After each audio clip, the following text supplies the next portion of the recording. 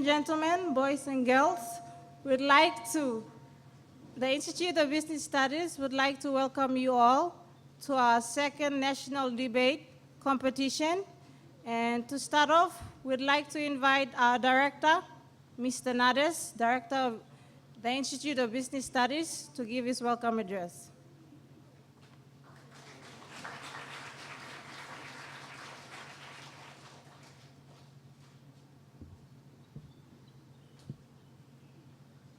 I am sure that you all are very happy to be here, and good morning to everyone. It's good to see that the house is full, and we are trying to organize. The NCDC governor, the Honorable Powers Parker, supposed to be here, but unfortunately he said that he's going away for the weekend. He's apparently visited Popendetta. I don't know whether he's back. I tried to contact him this morning a couple of times, but I couldn't get him on the phone. And he has actually promised to give 15,000 kina towards his debate competition, and it is unlikely, unfortunately we haven't got him over here because we wanted him to launch his debate competition. However, I think it is important that we actually applaud for his support towards this one, and let us give him a hand. Should we be lucky, I think he may be here at some point in time and probably have a few words for you people. Now, IBS, why we started the debate competition is that IBS has been in business, taking back to last year's 20 years. So when we celebrated 20 years, we have been always thinking about making a difference in the country, especially in the young people's mind. And IBS actually, just for your information, it created in 1989 in order to produce qualified accountants in this country. At the time, there were only 9 fully qualified national accountants. All the accounting jobs were held by expatriate. So that was 21 years ago. And we wanted to play a role, and we made that number to push to 150 until 1996. And we produced the first 2 female accountants of Papua New Guinea, and that's the proud we have actually. And also on that note, actually, we would like to tell you, not most of you know that IBS run a bachelor's program in accounting, business, and information technology. All these qualifications are actually Australian qualifications. You can study without leaving Papua New Guinea and get an Australian qualifications. And on that respect, I think we encourage you people to come over here. We are equivalent to a university. We are an institution of higher education. So we are actually eligible to provide, educations at bachelor's level as well as the postgraduate level. Now, we wanted to make a difference in people's life, and we thought that the best thing is actually to start with the youngsters like you people.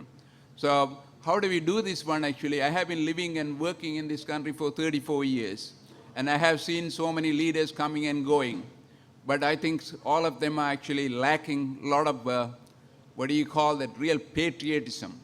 Sometimes I actually advocated a patriotic dictator would be a good person to run this country because we got so much resources, and some of you would have read and remember in the Post-Courier one day, there was a Catholic bishop said that whether LNG is a blessing or curse sort of thing.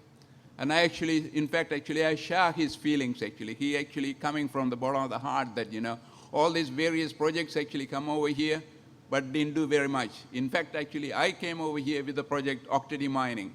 I was one of the guys who built that mine sort of thing. And we said that, we are going to do a lot of things to Papua New Guinea, but then nothing much happened except for that PNG Sustainable Development Fund, and now they are doing a lot of work actually. So on that respect, Octady has done a very good job for Papua New Guineans. But other projects, we don't know actually. The richer became richer, and the poorer remained same or even lower. But let's see that, let us not worry about it. I think we had to look at things more positively. You as youngsters, the future leaders, and that's why we call it actually developing our leaders of the future, and this is where we want to put our money into it and our time and effort into it sort of thing. Some of you also may be aware of that. We run a maths competition every year also. Last year we started it, and this year again we will run the maths competition. Because we found that the maths standard the students coming over here to study at IBS, we found that math standards are not really good. it could be actually improved a lot. So that's why we started the maths competition. And sometime back, I think Westpac was running this maths competition, but they gave up, or probably they are still continuing, but probably only small level, not very many people participating. So we felt that maybe that's where, again, we can make a difference. So the language, the debate, developing leaders, and the mathematicians, so the people who can actually crunch the numbers. I think this debate competition is take this week, probably a couple of weeks over here, and I'm sure that you all are going to enjoy. We encourage you to enjoy the time over here and be practical about what is happening, and encourage your school debate team, and make it a very enjoyable time you are here. And we will actually continue to support you on that direction. And most of the topics were actually taken from Vision 2050, and for that we thank the Prime Minister's Department for offering various titles for this debate competition. And Vision 2050 also said that they will come as partners, but that government department, we'll have to wait and see what will happen actually. So I have lived long enough to see what color of their currency is actually, so we'll wait and see. And lastly, I would like to thank any other media representative over here who are present, other than our partners. Our partners, again, I mentioned it, that Gundu too, as well as NBC. They have been a great partners, not only here, and they are going to come with us to Leh also. Thank you, Gundu TV and NBC, and you are doing a wonderful job, and without you guys, actually, we cannot really telecast this far. Last year, only 10 schools participated in NCDC, and this year, 20 schools signed up for it. But we hope to see all 20 participate. I get some news that 1 or 2 schools are pulling out, but never mind, don't worry. I think we'll keep on encouraging and increase the number so that we make this debate competition more competitive and enjoyable one. With that, I think, thank you again for coming over here. Enjoy your time. This is your debate. We are only facilitating with our partners, Gundu TV and NBC. Thank you. Thank you, Mr. Nades. Okay, so since 2 of our invited guests are not here, I'm going to invite now Dr. Mark Solon. He's our Dean of Institutional Development for IBS. So he's going to come and give some inspirational thought for the students before we begin.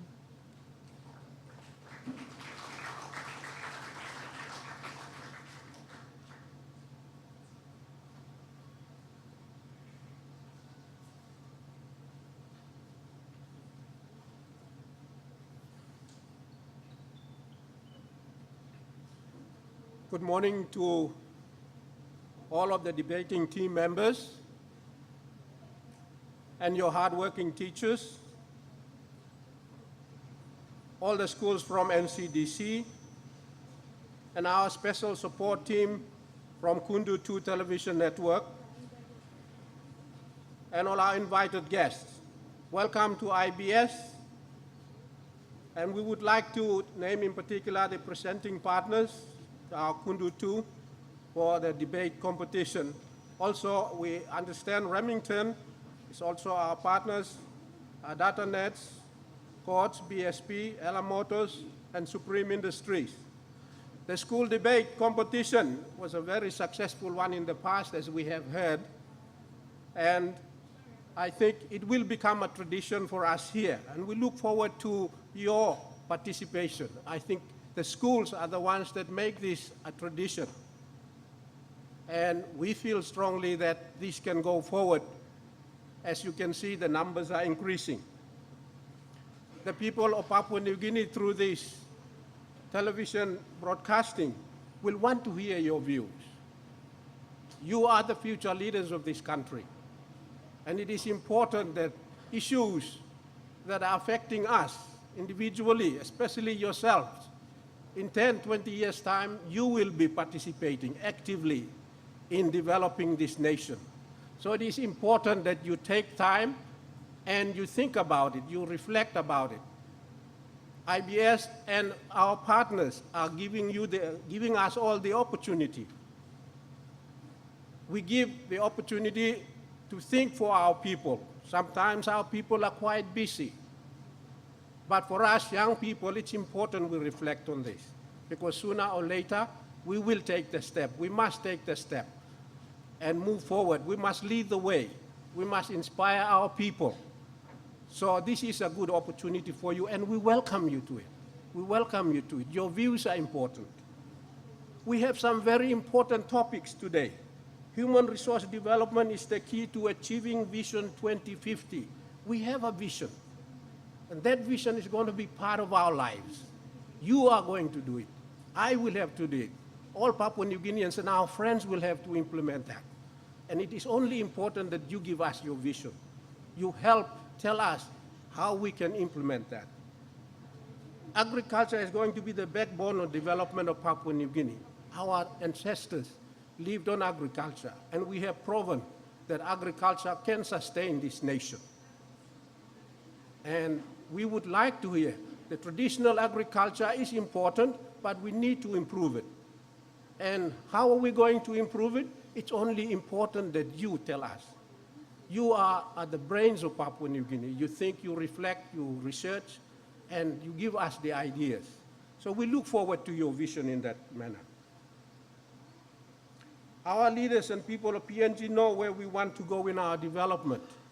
You will know. We would like to hear from you. Reflect on the vision and give us the guidance.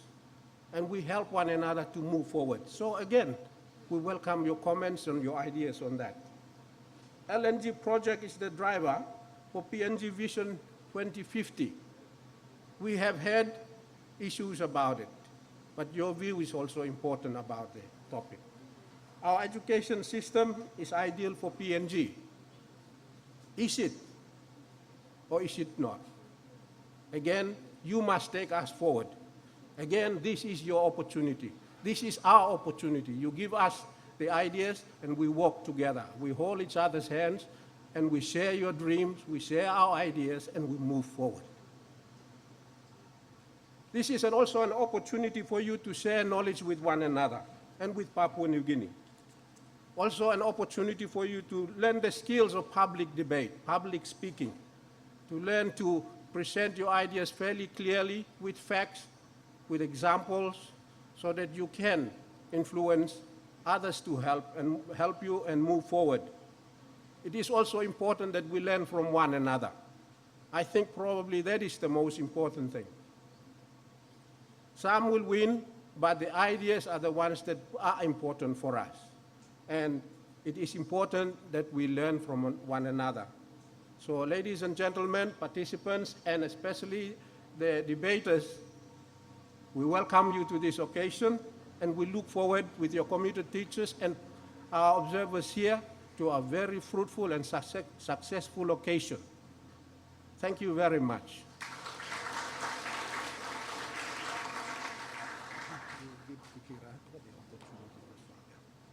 Thank you, Dr. Solon. I'm informed that one of last year's judges is present, so we'll invite him to the stage, Mr. Hubert Kikira, a partner with Regional Manual Lawyers. So please, can we have Mr. Kikira to say a few words?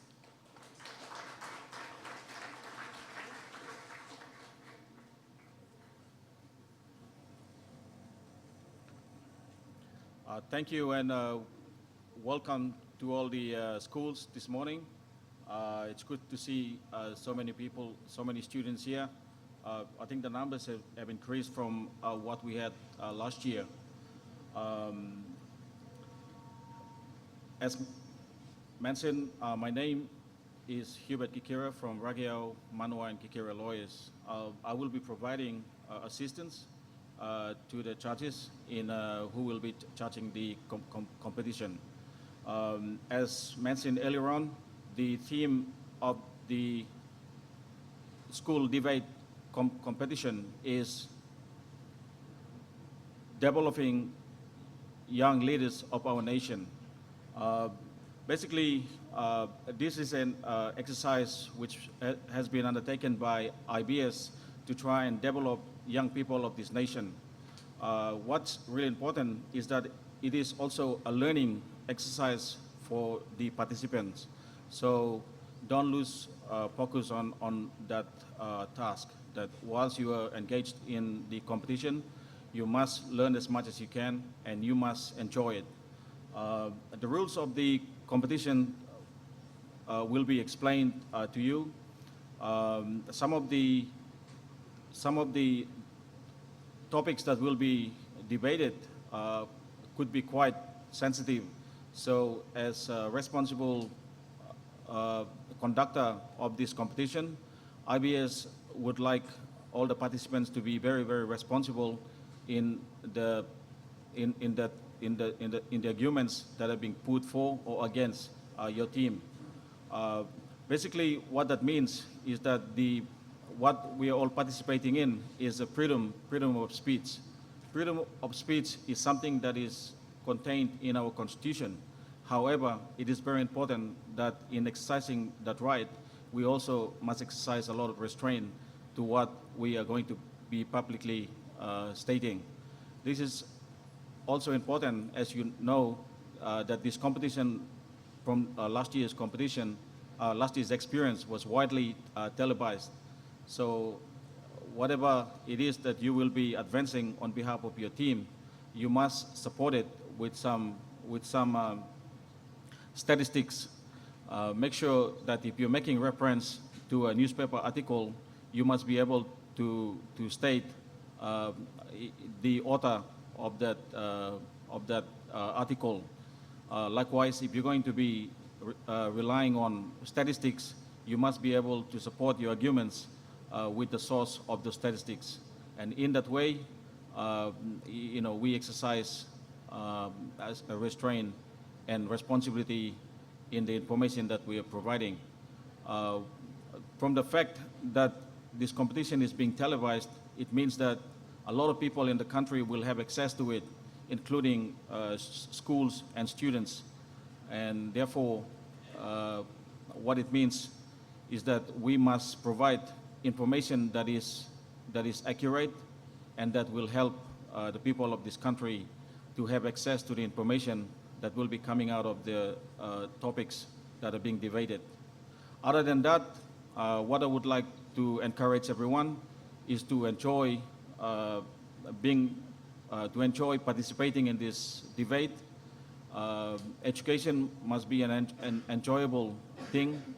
Just like sports, it is positive, and we totally encourage young people of this country to enjoy education, and particularly this competition.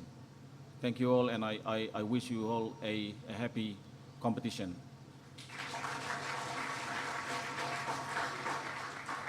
Thank you, Mr. Kikira. Now we'll move on to the next part, that is a brief from Innovation and Development. Our representative from there, Ms. Vannie Davis.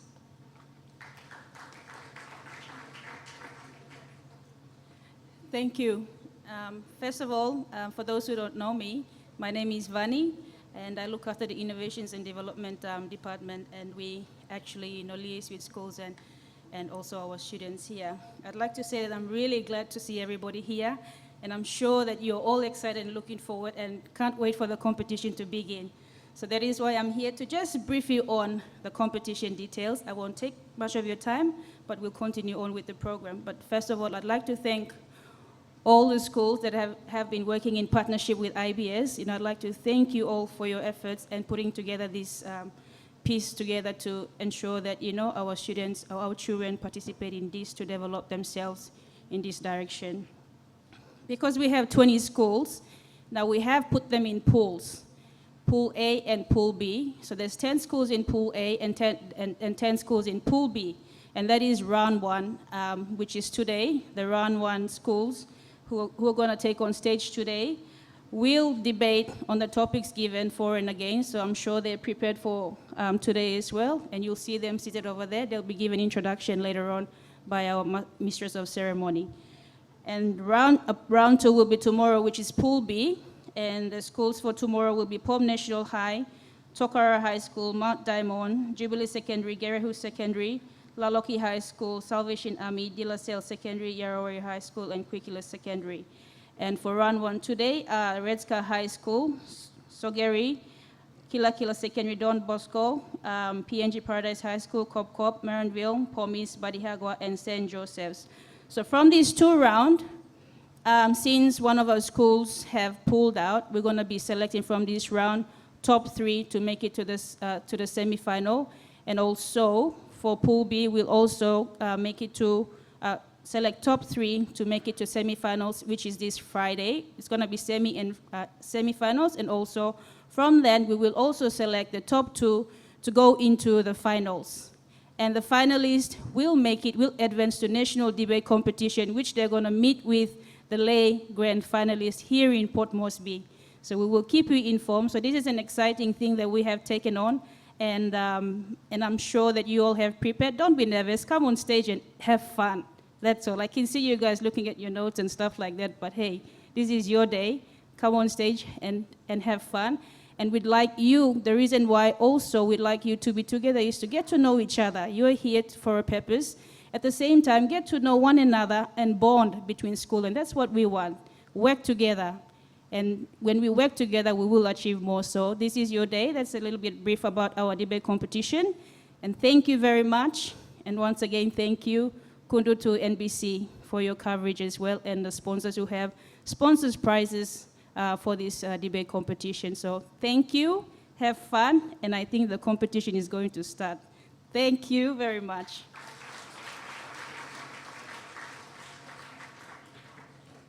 Thank you, Vani. Okay, I'm going to be your mistress of ceremony for today, Tuesday, and Friday. My name is Rose Kwabal. I am an assistant lecturer in the School of Business. Before we start, we'd like to acknowledge our sponsors. They are Daltron, Supreme Industries, BSP Bank, Ella Motors, Datanets, of course NCD, Remington, and we'd like to also make mention of our sound system, people who are controlling the sound system, which is the Next of Kin Productions. Thank you for coming. And of course, our partnership in presenting the debate, Kundutu and NBC. Are you ready for the debate? Yes?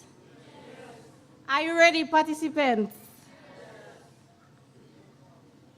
Do you all agree with me that you are the leaders of tomorrow? Of course you all are. We here at IBS, we like to do things positively, as said by our director. So you can say, we can do it. Can you all do it? Yes. We can do it for a better tomorrow, okay? So before we start, I'd like to read out the debate rules. So everyone pay attention.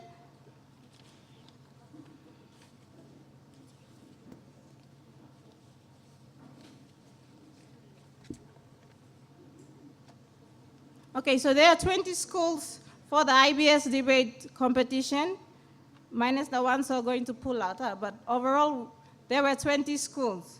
Each school should comprise of 4 members, and there will be a total of 10 debates, 2 in each debate. The debate will be carried out in pools, 3 pools, Pool A, Pool B. Sorry, 2 pools, Pool A and Pool B. 3 rounds each. The teams will debate in pools which the top 3 of each pool will make it to the semifinals. Then the top 2 from the semis will advance to the finals. The finalists will then qualify for the national debate. We'll also get the finalists from the lay competition as well. And the ones in lay will come over to Port Moresby for the national debate.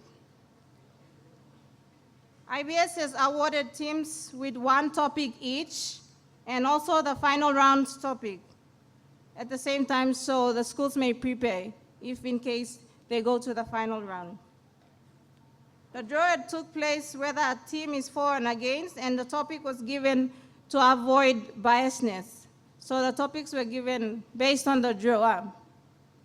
The first speaker to the third speaker will be given 5 minutes each, and the last speaker gets 10 minutes. So first to third, 5 minutes, last speaker, 10 minutes. Warning bell will be given on the 4th minute for the 3 speakers, and on the last minute, the 5th minute. For the final speaker, the 9th minute and the 10th minute. Can we have a demonstration by our timekeeper, please? That's for the 4th minute, and when your time is up, 2 rings.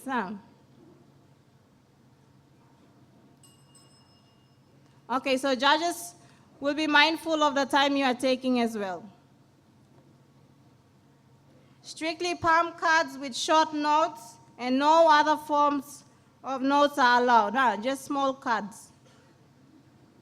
Participants must face the audience and no personal attacks. Judges will be mindful of that as well. The scoring will be given by judges using the adjudication sheet, which was drawn up by all the schools. And that is where the winner will be determined. For an open and fair judgment, we've selected a couple of judges from different schools, but unfortunately, they have not turned up, so we've got our own IBS staff. So I'm going to introduce them. We have Dr. Mark Solon, who is our Dean of Institutional Development, who came up here earlier. We have Miss Ashwin Enoch. She's a senior thank you, doctor, sorry.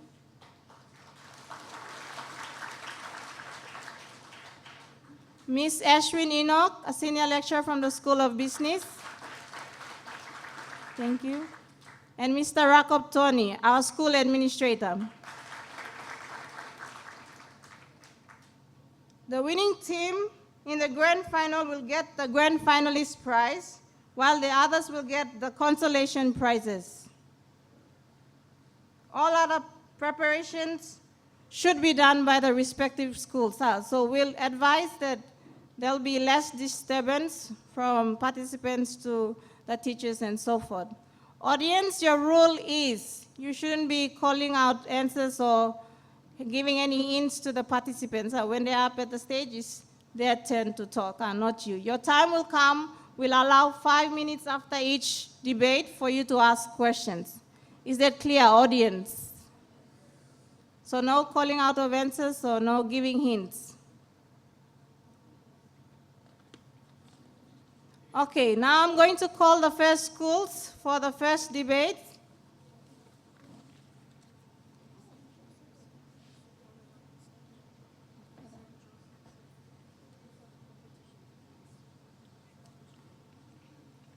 Sorry about that.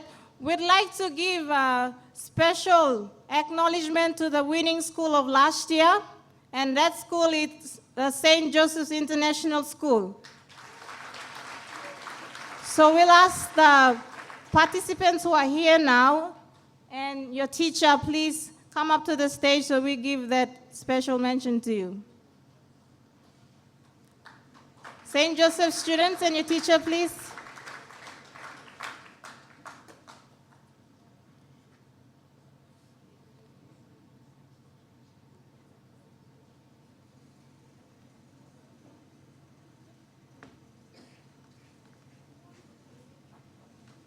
Round of applause to the winners of last year's debate, please.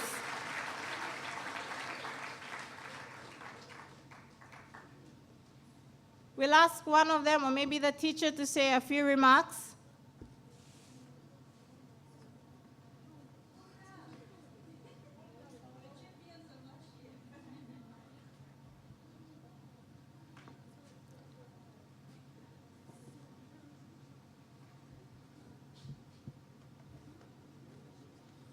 Good morning, invited guests, IBS members, participating schools, and friends. I'm delighted to be here to participate once again in the IBS debate competition. We were really thrilled last year to bag the championship. Well done, St. Joseph's. Again, we are here to defend the championship. But I would again like to wish all the debating schools all the very best in this championship. May the best school win. Thank you.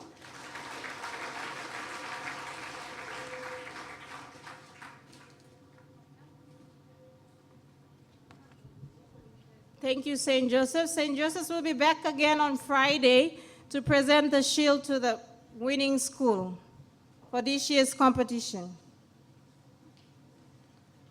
Okay, first up, we have Red Scar High School versus the Sogari National High School.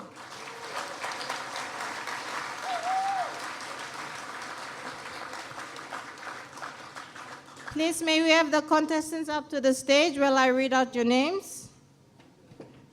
Red Scar High School and Sogari National High School will be debating on the topic, Human Resource Development is the Key to Achieving Vision 2050. Red Scar is going for the topic, and Sogari National High is the opposition, going against. Our participants for Red Scar, we have Susie Lohia, Sydney Peter, Freddie Totona, and Tamake Lohia. Red Scar High School.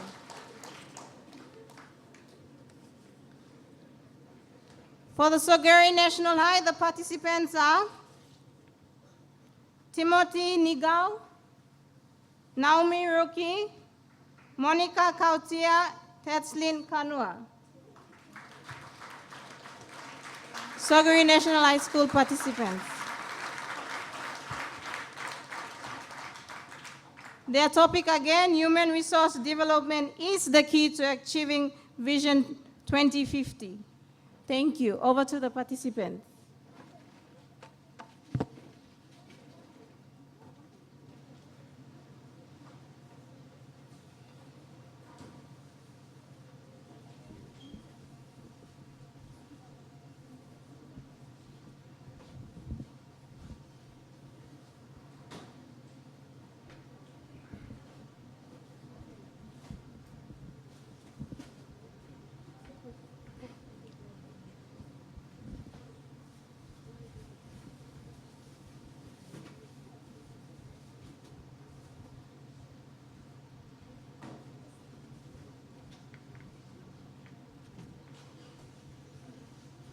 Thank you, MC.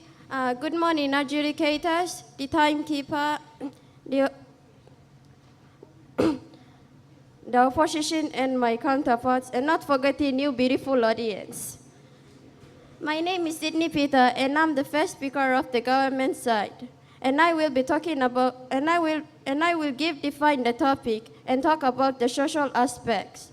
My second speaker is Mr. Freddie Totona, who will be talking about the economical aspects. My third speaker, Mr. David Homoka, who will be talking on the political aspect, while my fourth speaker, Ms. Susie Lohia, will summarize everything. Firstly, I would like to define the topic. Human resource development is the key to achieving Vision 2050. Okay, human resource is actually talking about people. Human resource development in its simplest form is talking about education, training, or development. Education refers to pre-employment in in-service or in organizations and developments. Training refers to any activity which increases people's competencies. Development refers to anything which we can develop in. Okay, now on to my point. My first point is spiritual. Spiritual refers to a church. Okay, a church is made up of believers. It's made up of believers. For instance, the church represents the country, and the Christians represents the human resource. So let's see how important human resource is. My number 2 point is cultural. Let's bring our minds back to our ancestors. In the olden times, our people lived in a nomadic life. They came up with groups and satisfied their hunger. And now it's brought up in a term that is human resource. My number 3 point is physical. Physical is referring to the ways of life we are living now. And the vision states to have a wise, fair, and a happy society. We government want to know and how to reach the vision. And in order to get to the vision, we have to know where PNG is standing. So in the developed indicators, PNG is ranked below the top 30 countries. Although we are rich and blessed with resources, but we are ranked below the top 30 countries. Okay, so in this case, how to change the position? Okay, we government, we have the power and the authority to change PNG's position, which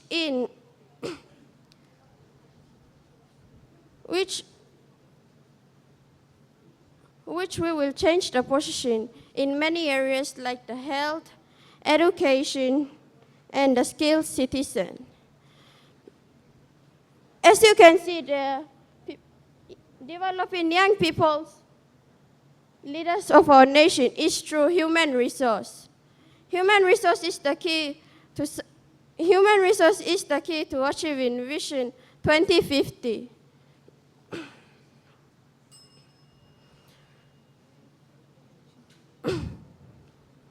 So our intention is to transform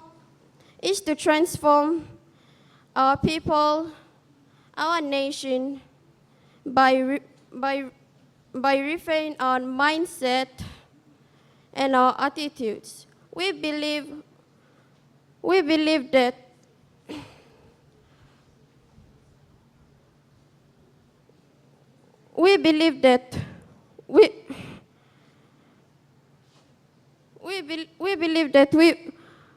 we will influence you in our favor.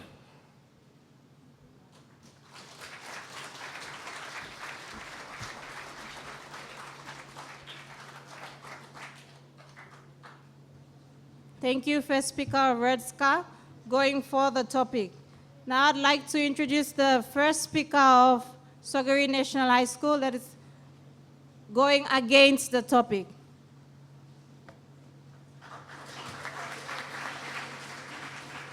Good morning. Thank you, Mistress.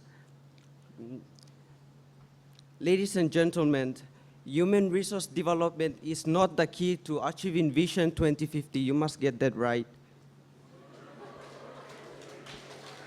Why? Why is human resource is not the key to achieving Vision 2050? Because it's not the only means. There are other ways. The opposition will prove this with valid reasons which are categorized into 3 important points. That is the economic, political, and the social perspective, which are altogether irrefutable. Okay, I'm the first speaker. My name is Niniga Gini, and my second speaker is Naomi Ruki, who will be stressing on the social perspective, and the third speaker, Monica Kautia, who will be talking about the political and economic perspective, and finally, Tetslin Kanua, who will be summarizing the topic. Now, before I go on to my points, I would like to make a brief rebut on what my opponent has said. She said something about being spiritual. Well, I want to ask you all, is PNG all behaving like Christians? You answer that. She made mention about the definition of human resource. She said that they are people. What people? She didn't specify it. Educated, unemployed, sick, or handicapped. What do you think? Which human resource development we need the best? She said that the government is responsible to change our positions. Like what positions? Removing the Ombudsman Commission's right. That's what the positions of government would do. Okay, now I would go on to my points. I want to explain something about the Vision 2050. Vision 2050 is like a house. We have 8 foundations, 7 pillars, and a mission and a vision. To get to the vision, you have to have the mission and follow the 7 pillars. The 7 pillars, human development, human resource development is just one out of those 7. We have 6 others. Bear in mind that those 6 are also the key pillars which would help us to achieve Vision 2050.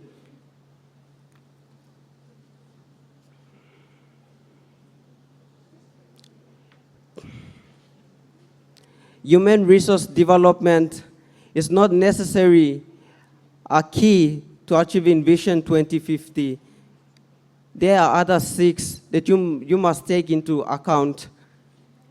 With that, I would like to remind you all again that human resource development is not the key to achieving Vision 2050. Thank you.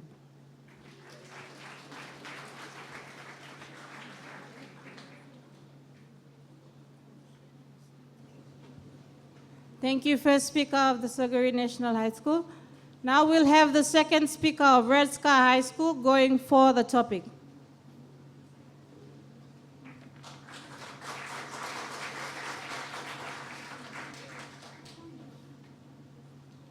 Thank you, MC, and good morning to you all. Before I go on to my point, let me just kindly and simply rebut what the first speaker of the opposition side has been said. That you said the 7 pillars are there, yes. It's truly there, but without that human resource, those 6 will be effective. Anyway, let me take you briefly to that point. Human resource development is the key to achieve 2050 vision. Yes, it's true, we'll be achieving that vision because we are the government and we are the people. We have strength and we have belief also. My first speaker of opposition side, just put your seat belt and I'll drive you through my points. If you're ready, then let's go.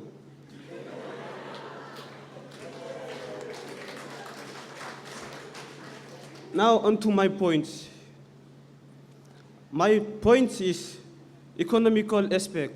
1, human resource in industry. We, the government, get the revenue of the country from the industry, companies or firms, etc. While we need the revenue, they need their incomes in order to sell their goods and services to get the production. What kind of human resource is needed there? Before I take you to that, let me just clear your mind on what my first point I just mentioned. And you open your 2 ears and hear me, and it's clear on you.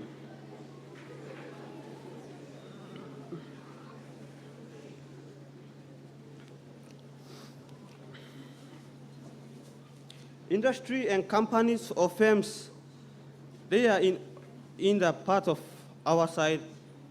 As you can see, and you are a big student, you can understand it. Okay, here, I give you a classic example.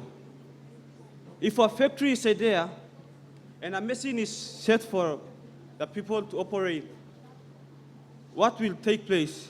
This will bring me to my 4 factors. 1, capital. 2, labor. 3, interpersonal skills and land. If the factory is there and the machine is there, no one will be operating that machine. So we the human resource, must do something to those people to operate that machine. It's true our point that we're gonna be achieve those things. Let me take you to my second point, which is the type of human resource. There are 2 types of human resource. 1, expatriate, and 2 is local. It is clear that 99% of the companies are generated by expatriates. And it's quite clear that we can see those cycles are operating those stores and all this. And while we Papua New Guinea will be spectators and see those cycles selling their very 50 Toya things to us, we must understand.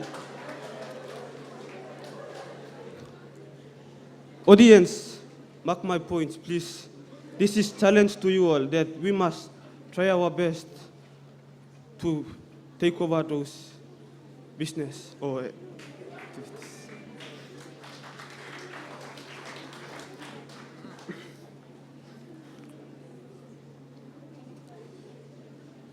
we are at 8th point of improvement plan of institute are planning those reserved seats for us. Now we are sitting to take over those. For an example, trade stores, retailers, tire service, or all others, etc. You guys all know.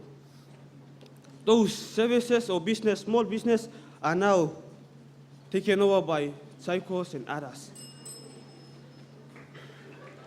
I would like to just bring you first to my 3rd point, which is the criminal activities, high rate of criminal activities.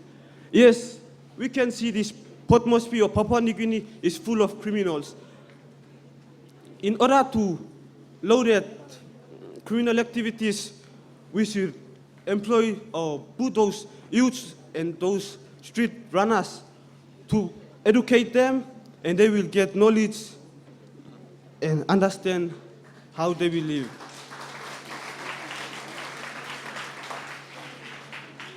Let me give points to my opposition side. If without us, the human resource, to develop you, we will not wear this uniform, that beautiful Sogeri uniform, and sit next to us and silence us.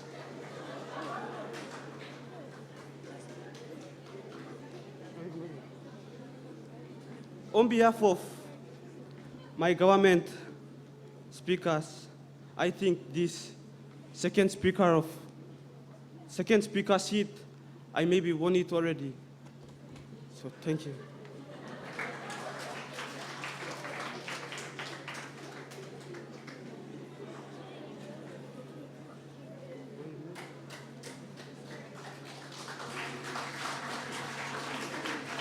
Thank you, second speaker of Red Sky High School.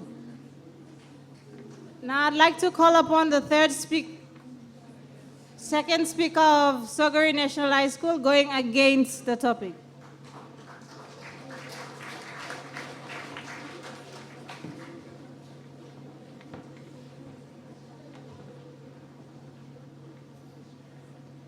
Thank you, MC. Good morning, ladies and gentlemen. Firstly, I would like to say that human resource development is not the key to achieve Vision 2050. Before I continue, I would like to briefly rebut on what the second speaker of the government side has said. The second speaker has said that without human resource development, the 6 pillars would be ineffective. Well, I would like to say that without the 6 pillars, human resource development will also be ineffective. Now, the second speaker mentioned about human capital. Well, where will you get the capital from? You need funds to get the capital. The second speaker also mentioned about Chinese and expatriates in our country. Well, to tell you the truth, Chinese people that are in our country are employing our own people and giving them job opportunities. Okay, now to my point. In order to have human resource development, there should be, firstly, we need healthy citizens in order to get that. Looking at Papua New Guinea from the booklet, Vision 2050, page 12, it says that population density of Papua New Guinea is 6.5 million. Out of that population, more than 50% are in the village, uneducated, unemployed, and are suffering from all rare diseases. We should implement health services and get basic good sanitation to provide to those people first so that they'll be healthy in order to achieve Vision 2050. The first pillar of the Vision 2050 is human resource development. Well, it is just one pillar out of the 7 pillars. All those 6 pillars are also just as equal as human resource development, and therefore they need each other to achieve Vision 2050.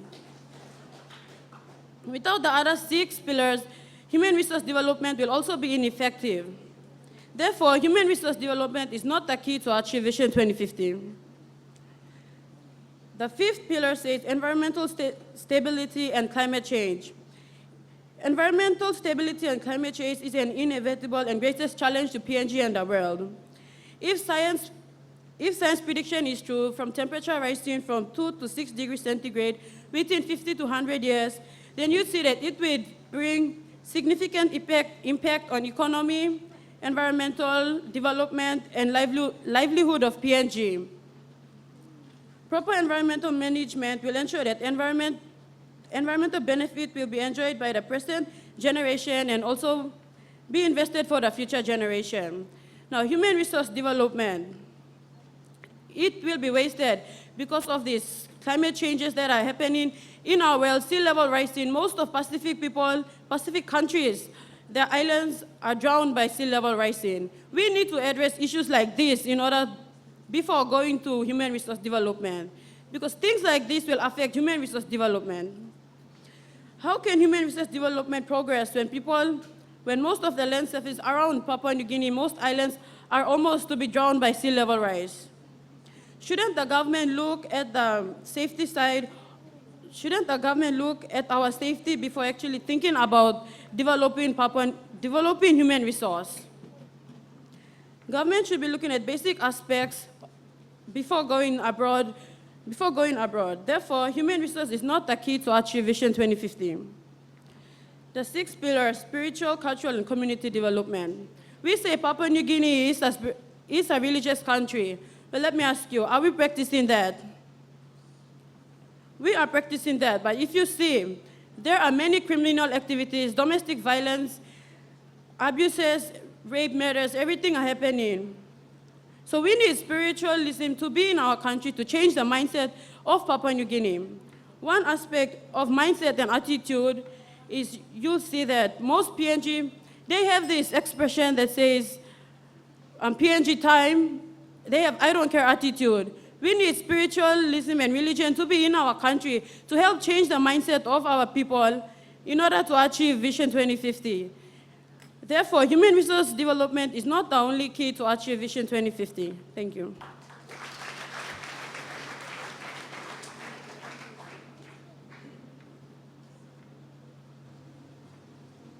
Thank you, second speaker of Soguri National High.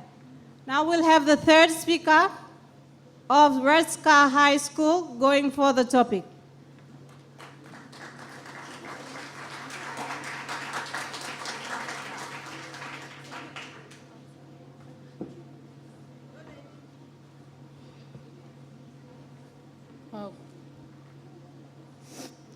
Ladies and gentlemen, good morning, everyone. Before I go on to my points, I'd like to rebut what the second speaker of the opposition side has said. She said that about 50% of Papua New Guineans are at home. Okay, what can we do to these people?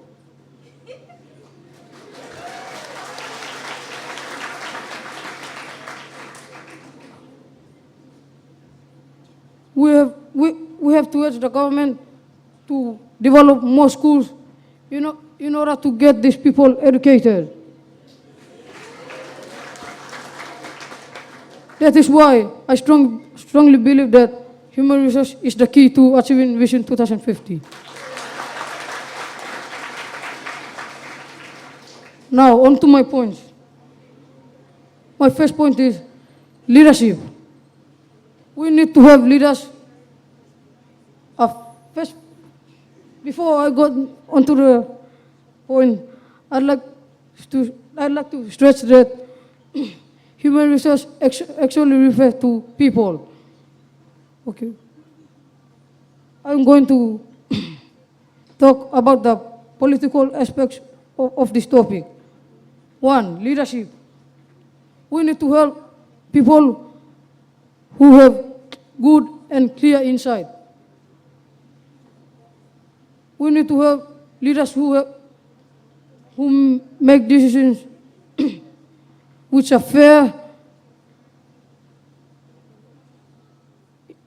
accountable,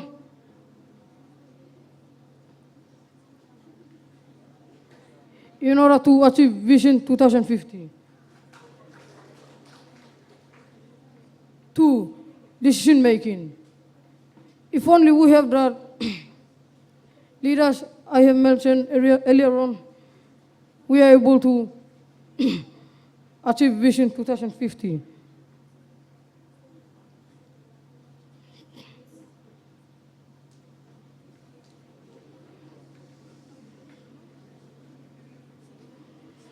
The success of Vision 2050 depends on the competencies of the country's workforce. We need a well-educated, healthy, and appropriate skill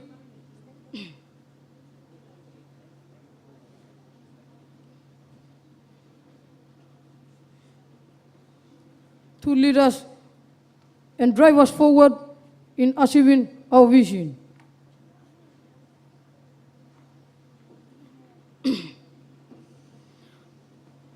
I think the government should develop more schools and spend more money on human resource.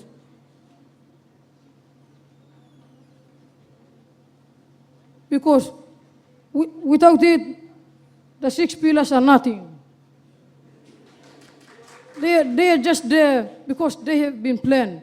But the people who will work for them can be educated through human resource.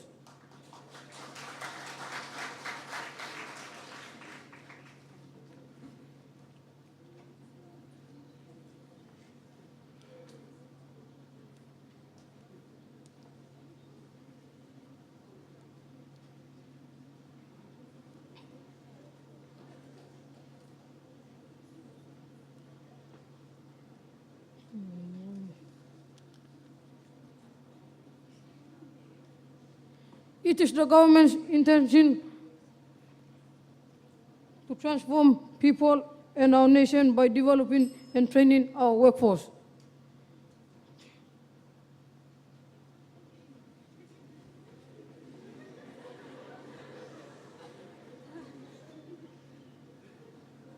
She has said that there are many criminal activities going around.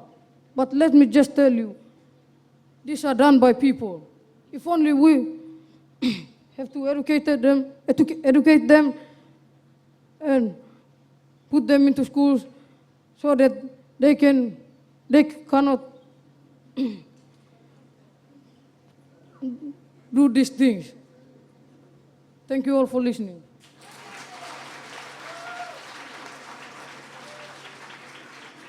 Thank you, third speaker of Red Sky High School. I'd like to call upon now the third speaker of Sogeri National High School, going against the topic.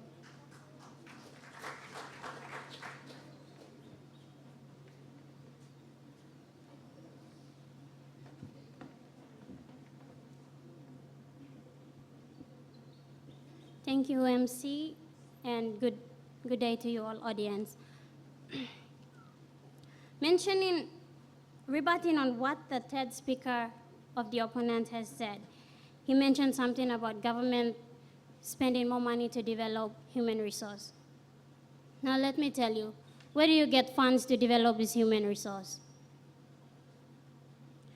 They are developing more schools, secondary schools, primary schools, elementary schools, but are the tertiary institutions expanding? Talking about good governance and good leadership, what good example does the government set for tomorrow's leaders if they are behaving the way they are today?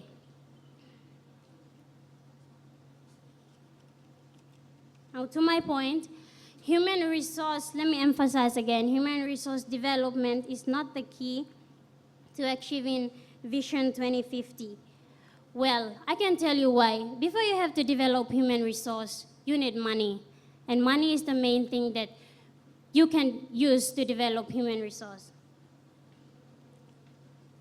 Human resource are, as we know, people, and a useful, vital resource of a country. It is an asset.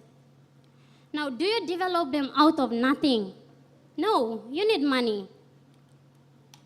You develop them out of nothing, and yet you call it the key to achieving Vision 2050.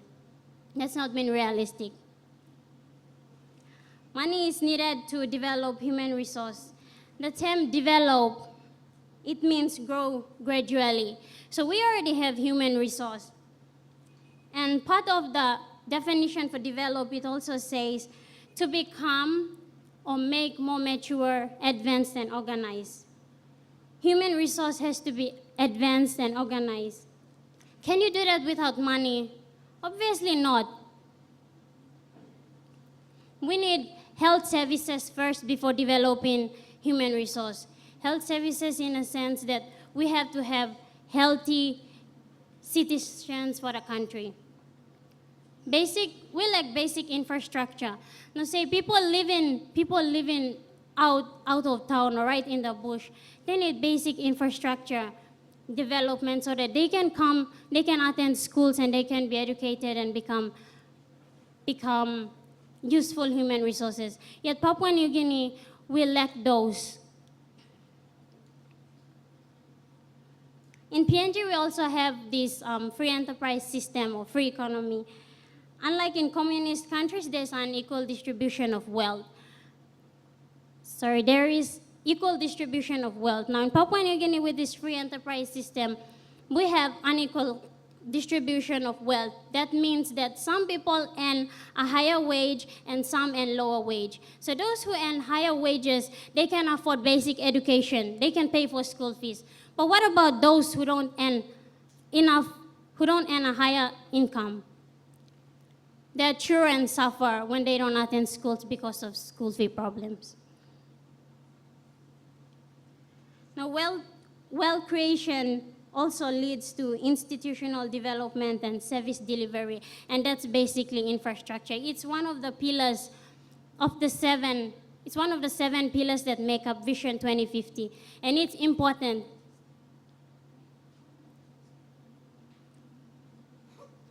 Wealth creation, it involves creating a lot of business activities, manufacturing, and improved infrastructure, as I've already mentioned, and delivery of goods and services, an increase of interconnectivity and trade. It is one of the 7 pillars that is important and vital to achieving Vision 20. You cannot obviously say that achieving Vision 20, you could achieve it through developing human resource. You basically need money. With money, you can go to school. With money, you can do whatever you want. Now, you cannot develop human resource if you don't have money.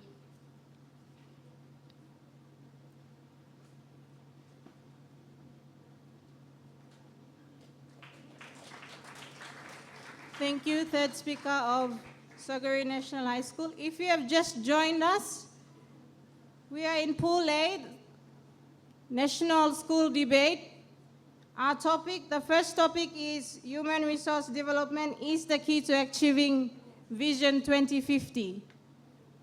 Red Scar High School is going for the topic and Sogari National High School is going against the topic. Now we'll have the fourth and final speaker of Red Scar High School going for the topic.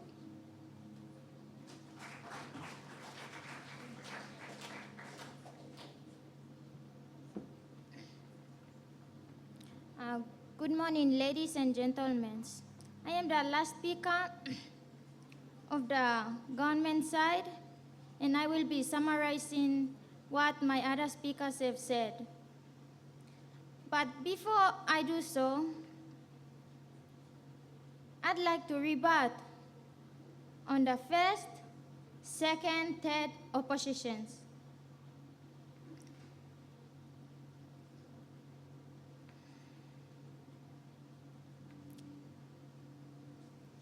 First speaker, almost three of them have mentioned something about Christians, criminals, and money.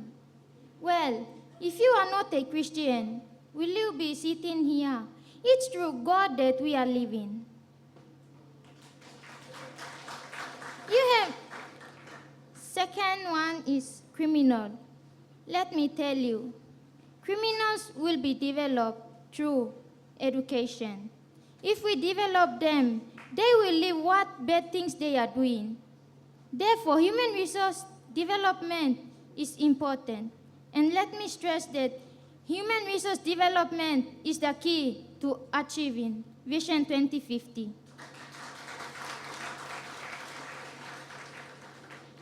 Third, money. They have mentioned something about money. Aren't we a rich country? We are so blessed with resources. Therefore, if we use those resources, we will have funds to develop our people.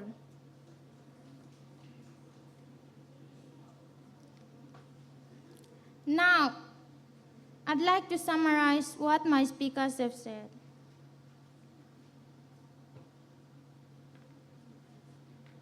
Spiritual. God is very important. It is through God that we are here. Spiritual. A church represents a country as well.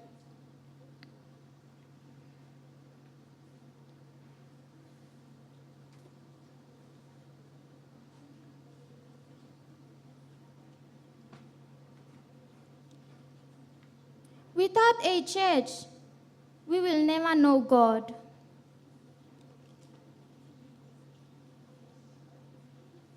It is clear that nothing else but human resource is the most important key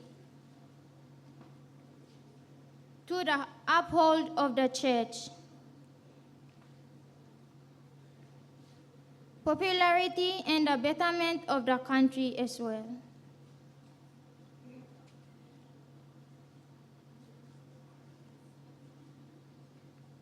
The second speaker have mentioned something about human resource development in the industries.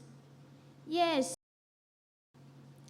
when the people are not skilled properly, there will be a lack of production.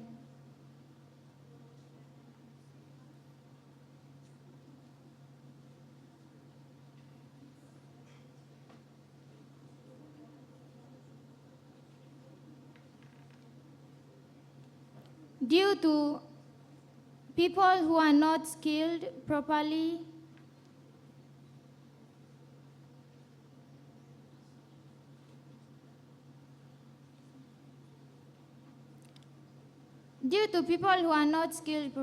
Therefore, education is very important for those people to be appropriately skilled in order for the production to take place.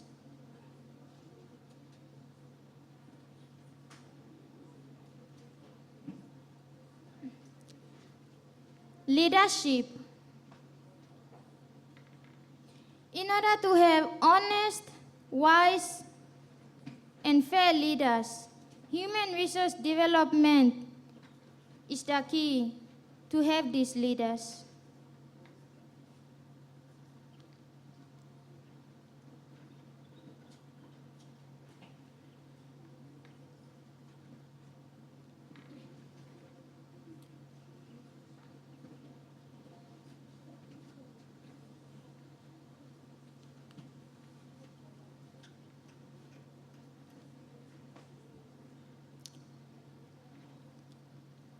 And leaders are the head of the country.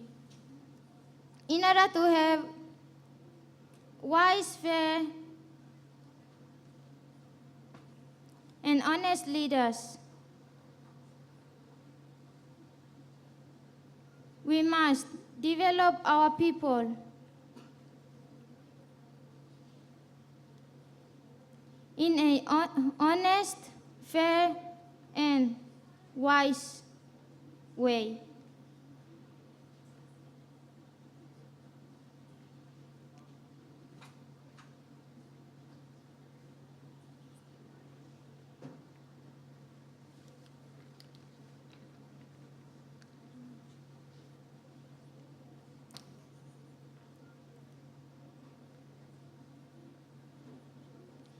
Let me stress again that yes, human resource development is the key to achieving Vision 2050.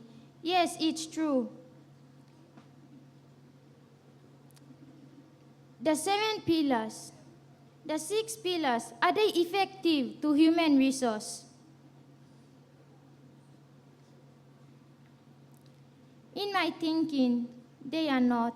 Because it is through human resource that these 6 are there.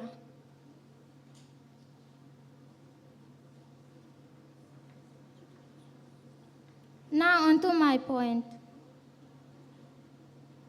More employment.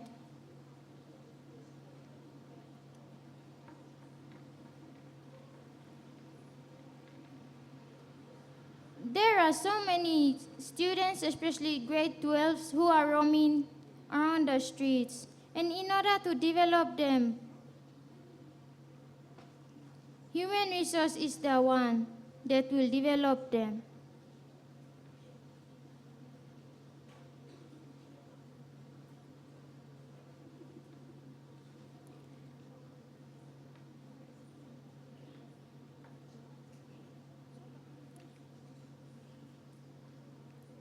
And in order to have more employers,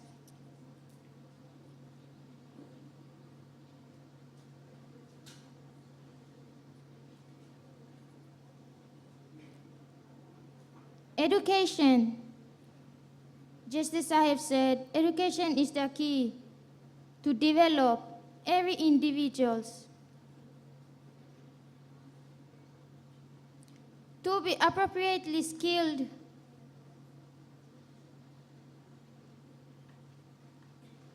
for the job opportunities.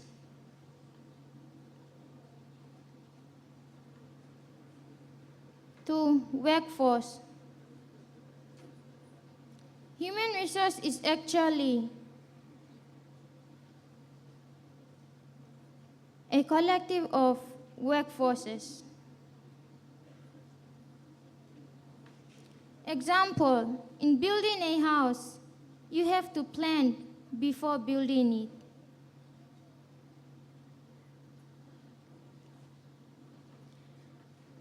As well, you also put all the textiles together in building a house.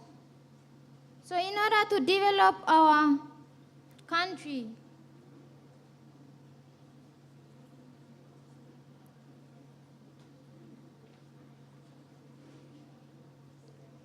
workforces like teachers, policemen,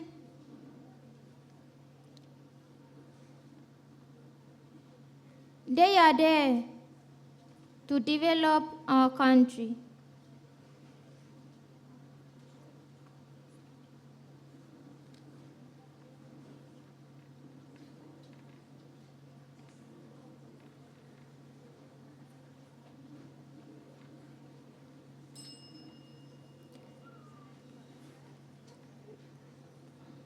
To close with this,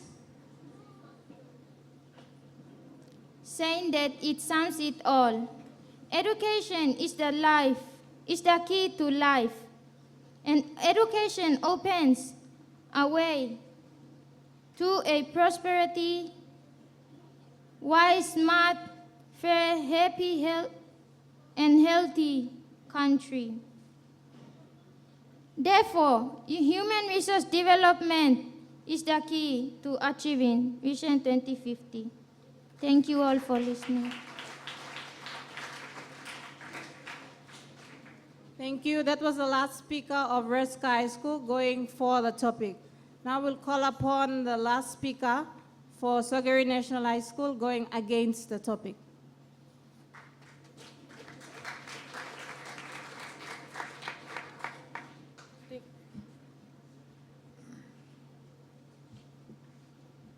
Thank you, Mistress of Ceremony. Audience, Mistress of Ceremony, I want to tell you that human resource development is not the only key to achieving Vision 2050. My opponents have said something about religion, and they said human resource, they said, we cannot live without God. Well, we call our country a Christian country, but we don't practice Christianity.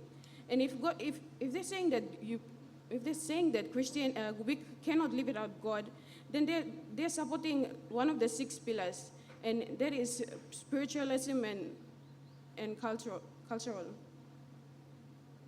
development.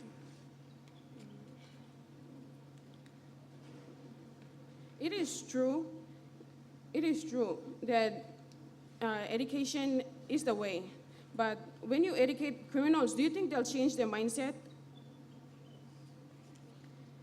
You cannot change anyone unless that person wants to change by themselves. When you develop human resource and they are unemployed, we're talking about intelligent people who then turn around and use their knowledge against the system. That's what we call the white-collar crime. Achieving Vision 2050 is like building a house that is supported by 7 pillars, like my colleagues have said, and embedded on a basement of 8 foundations or enabling criticals. Imagine if you have a house with 7 pillars and 8 foundations, and then you take 6 pillars out and then leave only 1, that is human resource development. Do you think the house will stand? No way. The house will definitely collapse to the ground. However, try imagining the situation the other way, leaving the 6 pillars and taking away human resource development. The house may be shaky, but it will still stand. The other way of looking at human resource, at Vision 2050 is as if it is a room. And it has 7 doors. If you want to go to that room, then you have to open 7 doors, because all the 7 pillars are equally important. In human resource development, we all know from the Vision 2050 book that is the first one.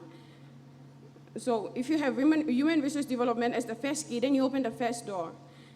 You open the first door, and then where do you go? There are 6 doors left, so you can just forget about Vision 2050 because you won't get there without the 6 other keys. From the Vision 2050 document itself, on page 3, section 1.10 states the 7 pillars for the vision. And the 7 pillars are all interdependent. Vision 2050 will focus on the 7 pillars from 2010 to 2050. So the book itself confirms that Vision 2050 is dependent on 7 pillars and not just one such as human resource development. The 7 key pillars that embed the Vision 2050 are interdependent. Human resource development is one of the 7 pillars. The 7 pillars are interdependent, and Vision 2050 is not reliant on any one pillar, such as human resource development. For example, although human resource and social capital development is the first key pillar, it is dependent on key pillar number 2, wealth creation and economic development.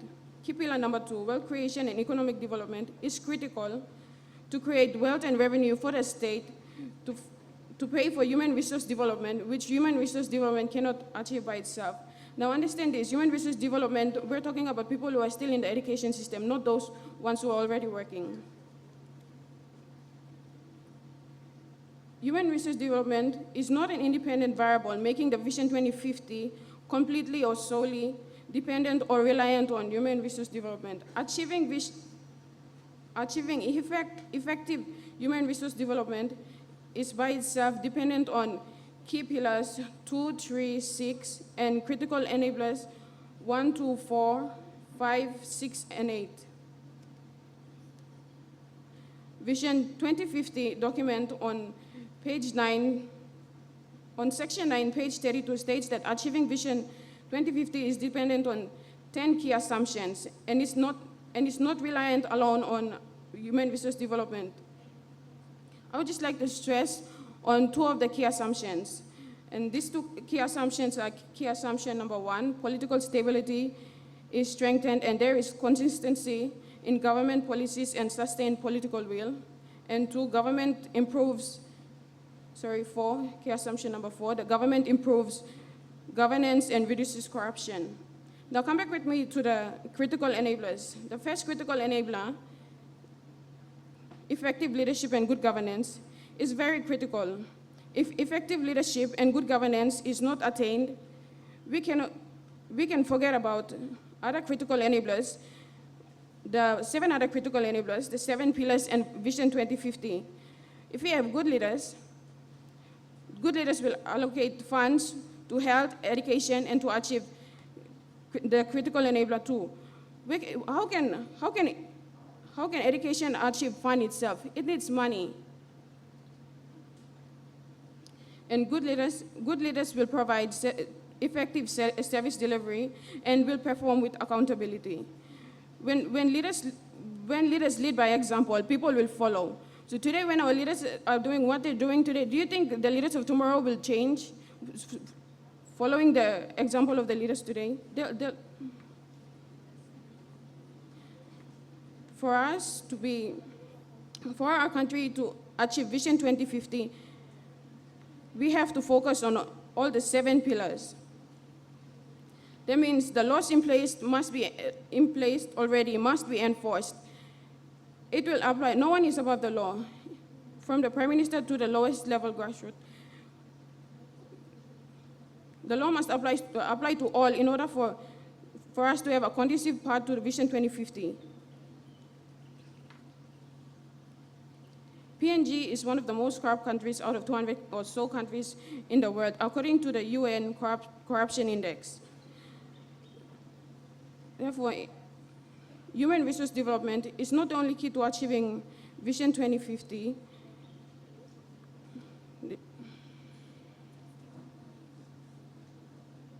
the implementation of the 7 pillars is again dependent on 8 critical enabling factors. For example, critical enabler 1, effective leadership and good governance is critical to supporting the implementation of the 7 key pillars to achieve Vision 2050. Without good governance, Vision 2050 will not be possible. Vision 2050 document on page 3, section 2.4 states that economic growth under the four described scenarios will provide the means for government to deliver its 7 pillar activities. The 4 scenarios are base case, land reforms with base case, LNG with base case, and comprehension, which is base case, LNG reform, and land reform. So according to this, human resource development cannot be achieved if the four economical scenarios are not provided. That means that human resource development is dependent on other factors too.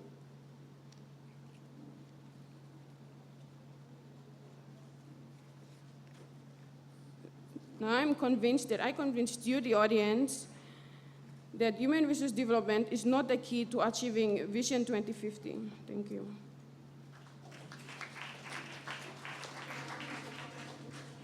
Thank you. That was the final speaker for Soguri National High School going against the topic. Round of applause for both sides, please. Now it's your turn to talk. Audience, we will allow 5 minutes for audience to ask questions and for the participants to answer. Yes? You may step up and ask the question here.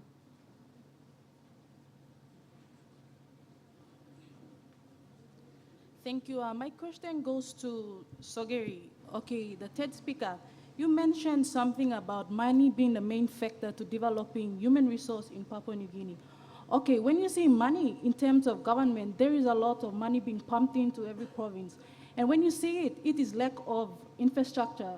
So my question to you is it the money that is the main development problem, or is it the burning desire to make a difference in Papua New Guinea? Thank you.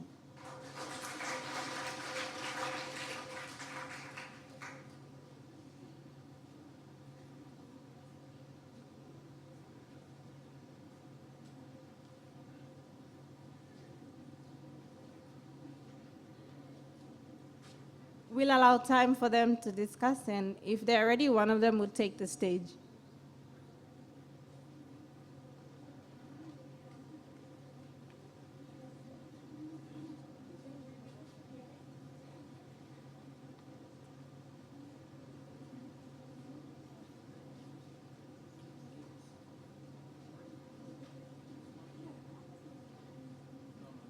Sorry, I'll repeat my question. My question is it money that's the only factor to develop human resource, or is it the burning desire to make a difference? Because more money is being pumped into every province to build infrastructure, and this is lacking. So is it the money that's been there and corruption taking place, or is it the burning desire to make a difference? Thank you.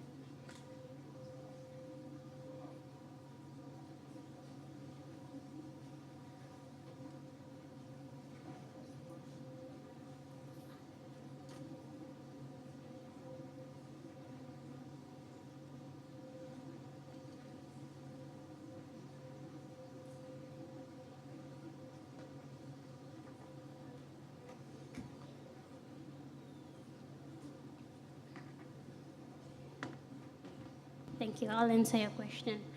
Well, you said money. Is it money or lack, or is it money or the burning desire to make a change? Well, as you can see in Port Moresby, there's development, but what about rural areas? Rural areas, are they being developed like what is happening today in Port Moresby? It's not the same. There's corruption among the public servants, or people who manage the money there. So it is money that matters, because people don't handle money properly. It's not the burning desire to make a change, but money. They don't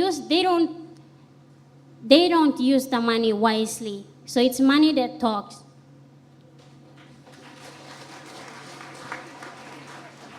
Thank you. We have another question from Port Moresby National High, and we'll take that other question as the last.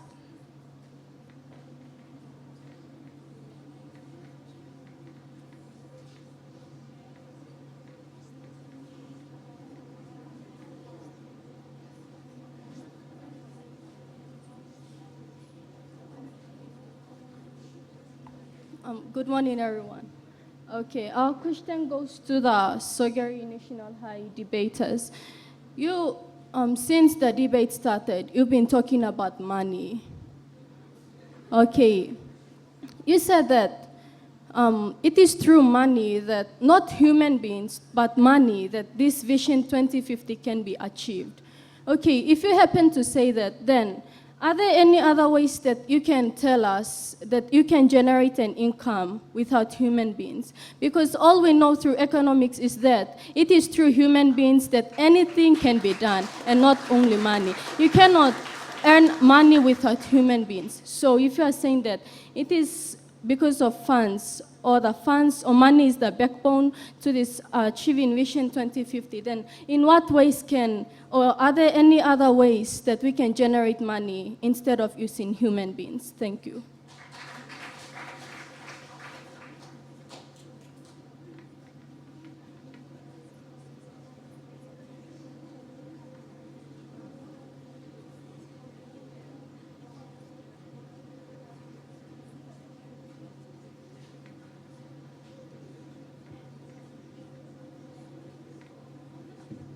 I'll answer that.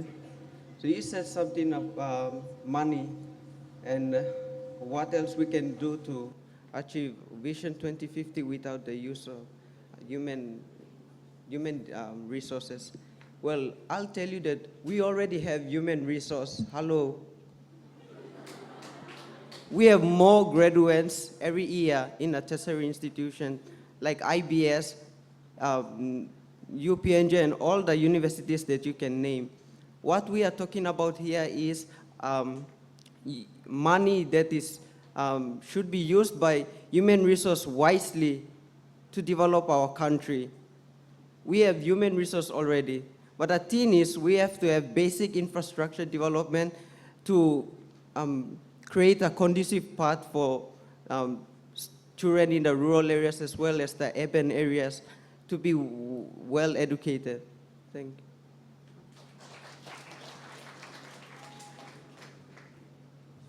Thank you. We'll have the last question now.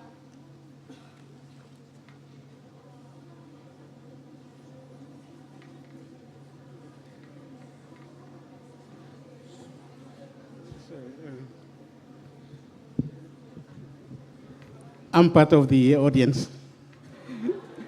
Okay. There is a talk on, especially on Sugary side, there's a talk on the 2, 4, 6, 7 pillars. Okay, they were saying that human capital is the only pillar that will hold that vision up. And there are 7, extra 6 down here. I think if you've got the Vision 2005, you know what I'm talking about here. There's one of the pillars. There's one of the pillars here talks about wealth creation, natural resources, and growth nodes. Okay, when they're talking about wealth creation, who drives that? You see, it's the human resource who drives that. That's one pillar. The second pillar, institutional development and service delivery. Who drives that? It's the human resource that drives that. Talks about security and international relations. Again, it's the human resource. So all those 6 pillars, it's a human resource that drives it. So I believe that human capital development is the way to go. You know.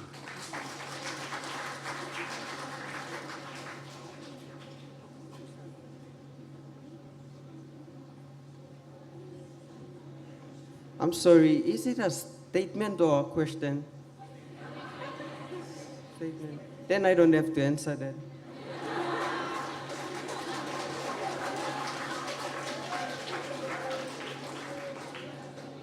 Thank you, Soguri National High School. Now we'll have Mr. Kikira to say a few remarks on behalf of the judges.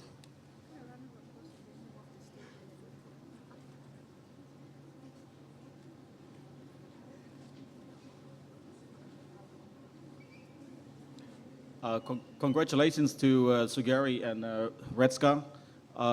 Just for the benefit of the students who will be coming on stage shortly, there's some rules of engagement. What you need to remember is that in order to score points, you need to convince. There's 3 people you need to convince. These are the hardworking 3 people in the front. So in order to score points, you need to keep an eye contact with them. The next lot of people that you need to convince is the 300 audience here. So to be applauded in what you're presenting, you need to keep an eye contact with them as well.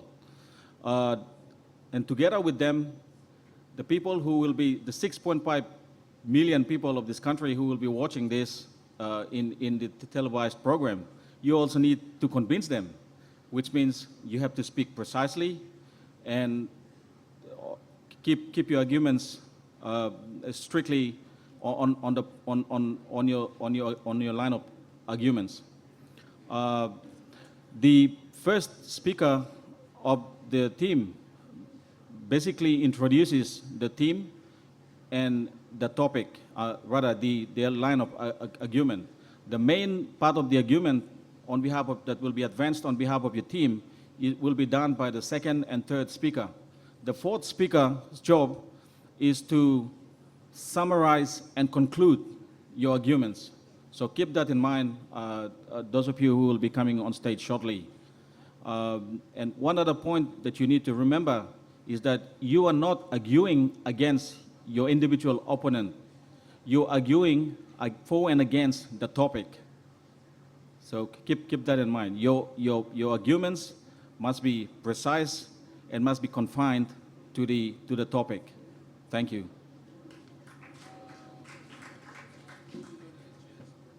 Thank you, Mr. Kikira.